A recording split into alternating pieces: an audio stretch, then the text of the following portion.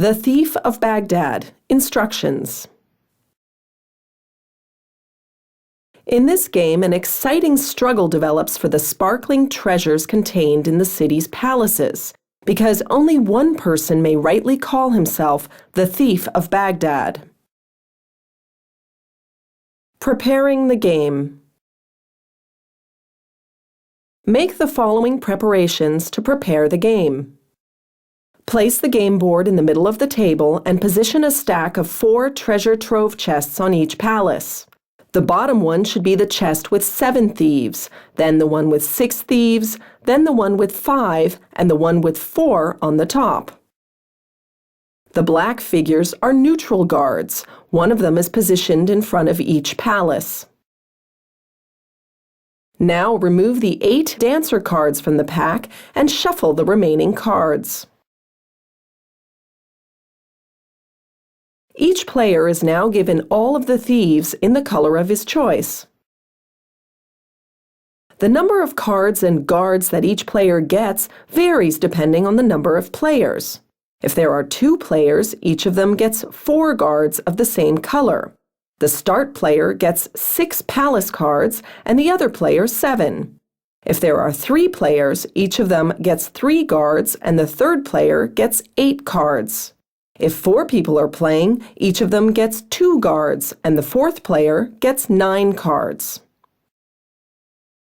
The oldest player is the starting player. At the end, each player in turn positions one of his guards on a free palace square. Sequence of play. The Thief of Baghdad is played clockwise. Each player in turn plays palace cards to position his guards properly or smuggle his thieves into the palaces. Playing palace cards. The player whose turn it is can make the following moves by playing palace cards. He can smuggle a thief into a palace. To do so, he must have enough palace cards of the corresponding color. In addition to this, at least one of his own and one external guard must be positioned in front of the palace. Neutral guards are regarded as external guards here. Yellow can position one of his thieves in the red palace because one of his own and 2 other guards are standing in front of it. He now plays a card in the color of the palace for every guard that doesn't belong to him and places his thief in the palace. Any number of thieves can be in a palace at any given time. Another move is for a player to shift one of his guards to any other palace.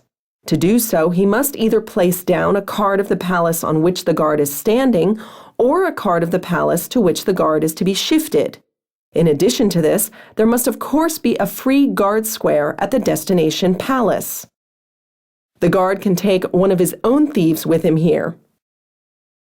The third option allows you to move a neutral guard.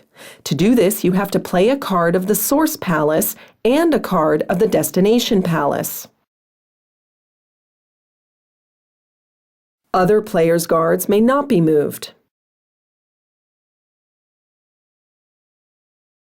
A player can in principle make as many moves as he wants during his turn, provided he has the necessary cards.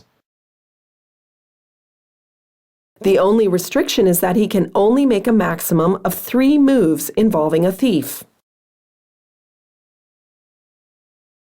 Drawing palace cards.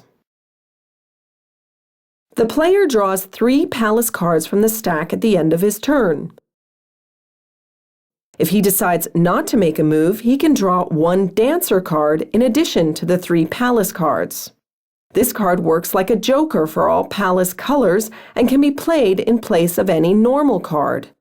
Once it has been played, it's returned to its stack. Once all of the palace cards have been played, the discard pile is shuffled and turned over again as the new stack. Stealing treasure. As soon as a player has smuggled as many thieves into a palace as are shown on the top of the treasure chest, he takes the treasure and places it in front of him. His thieves are returned to his pile while the other player's thieves remain in the palace. The player may then make other moves if he wants to. End of the game. The game ends immediately once a player has managed to acquire the necessary number of treasure chests.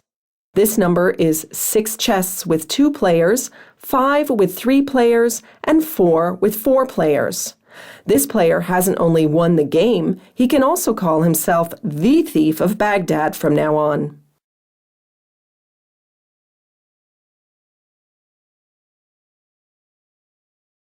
Queen games, connecting generations.